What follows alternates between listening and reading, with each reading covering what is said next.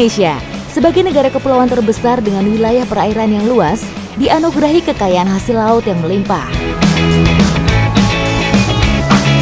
Ada berbagai jenis pola penangkapan ikan dengan keunikan dan kerumitannya masing-masing. Begitupun beragam kapal penangkap ikan yang dibedakan berdasarkan fungsinya.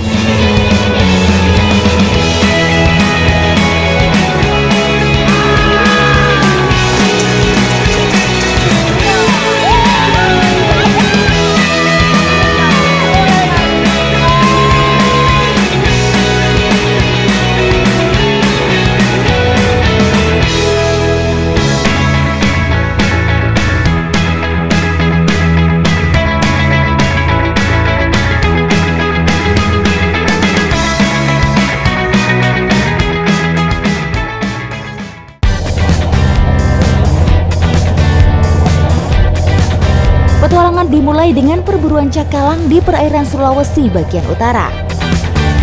Cakalang adalah ikan penghuni zona epipelagis atau sunlight zone.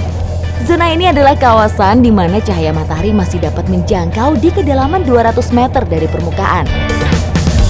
Selain itu, cakalang sangat menyenangi daerah di mana terjadi pertemuan arus atau arus konvergensi yang banyak terjadi pada wilayah dengan banyak pulau. Setelah menemukan gerombolan ikan cakalang, nakoda kapal harus segera mendekat dan mempersiapkan kru kapal untuk proses pemancingan. Teknik alat tangkap dengan dongdohang dioperasikan dengan cara menyebarkan umpan hidup yang telah dipersiapkan dengan bantuan siraman air dari atas dek kapal untuk mengelabui gerombolan ikan cakalang. Proses ini dilakukan di haluan atau bagian depan kapal. Proses pemancingan cakalang dengan teknik pull and line biasanya tergolong cepat, yaitu hanya sekitar 15 hingga 30 menit. Hal penting juga harus diperhatikan oleh seorang pemancing cakalang adalah menghindari ikan yang telah terpancing jatuh kembali ke dalam laut. Hal ini akan mengakibatkan gerombolan ikan yang ada melarikan diri dari haluan kapal. Jadi di saat sudah ada sepulik ikan seperti ini, semuanya harus gerak cepat, berada di posisinya masing-masing. Ikan perenang ulung ini adalah salah satu ikan penghuni laut Indonesia yang merupakan keluarga dari ikan tuna.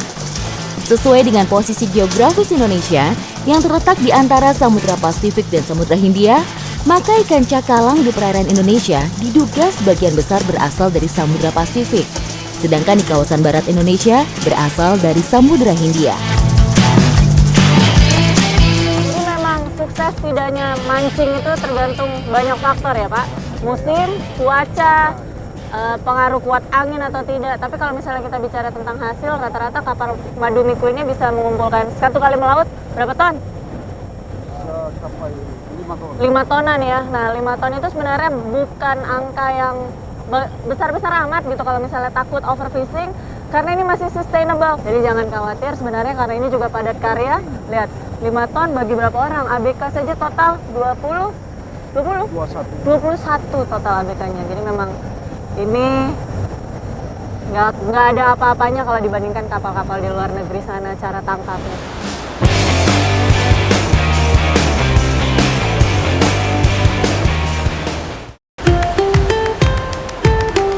Di Desa Belang, bekasang atau kuliner perut ikan fermentasi menjadi salah satu makanan favorit karena rasanya yang tak kalah lezat dibanding daging ikan cakalang.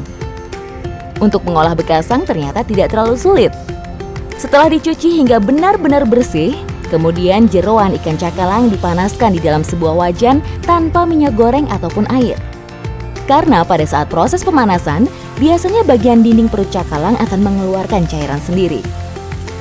Kemudian setelah matang, jeroan akan dipotong menjadi beberapa bagian, lalu kemudian dimasukkan ke sebuah wadah atau botol untuk didiamkan selama 1 malam. Selanjutnya, proses penambahan garam dan mendiamkan isi perut cakalang selama 1 malam. Proses ini sangat penting untuk membunuh bakteri dan juga meningkatkan nutrisi, sehingga mampu meningkatkan harga jual. Setelah agak kering sedikit, nah itu akan didiamkan. Nah besok baru dimasak ulang, baru kasih potong-potong. Tapi kalau nggak sabar nunggu besok, ada yang sudah bisa dimasak. Yang memang sudah di ini kemarin ya, ditobo kemarin ya. Ini yang sudah sudah didiamkan semalam, sudah dimasak ulang. Nah ini sudah dipotong-potong juga, jadi hasilnya seperti cair begini. Warnanya seperti saus kacang. Iya. Tapi baunya sedap-sedap enak lah pokoknya gitu. Bobo enak. Sedap. Nah ini kalau di sini teman makannya macam-macam. Bisa pakai bubur Manado, Iya. bisa pakai pisang. Ini Iya. ada di sini dihidangkannya mangga muda nih. Nah dia dicampur dengan dabu-dabu ini ya. Iya. Bagaimana campurnya? Langsung tuang. Tambah lagi.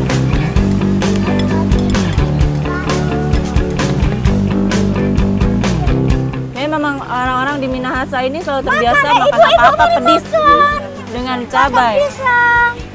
Bahkan pisang pun dimakan dengan cabai gitu. Lihat mangga muda ya, ini seperti rujak. Nah, selain untuk mengimbangi rasa pedisnya itu dipakai bekasang supaya ada rasa gurih. Seperti ada bau-bau ikan.